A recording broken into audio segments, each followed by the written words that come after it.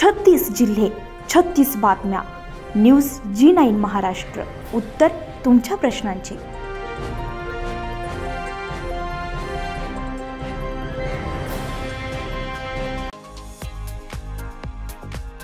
चिंचोली, नकीब आणि काणेगाव येथे संत जनार्दन स्वामी महाराजांच्या आश्रमातून येथे सालावादप्रमाणे वैकुंठवासी संत देवानंदगिरी महाराज यांच्या आशीर्वादानं आणि महामंडलेश्वर शांतिगिरी महाराज वेरूळ आश्रम यांच्या अध्यक्षतेखाली जप अनुष्ठान सोहळा संपन्न होतोय. या ठिकाणी दररोज सकाळी 4 वाजता विधी आरती होते आणि नंतर प्रवचन. आज चौथा दिवस हरिभक्त परमपूज्य सुरेश महाराज जाधव वावणेकर यांचं प्रवचन झालंय.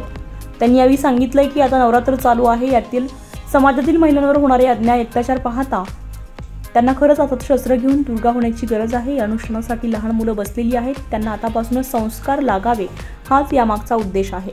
हा कार्यक्रम ज्यांनी घडून आणला असे मनोहर पाटील जंगले, त्यांना सहकार्य करणारे गीताराम पाटील जंगले, देवकर, युवराज जंगले, अशोक पाटील जंगले, कौतिक पाटील जंगले, रंगनाथ पाटील जंगले इत्यादी भक्तांचे सहकार्य लाभले.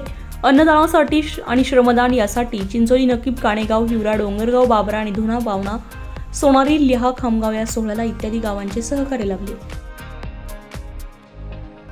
न्यूज G9 महाराष्ट्रासाठी भगवान जाधव, फुलंब्री, छत्रपती संभाजीनगर.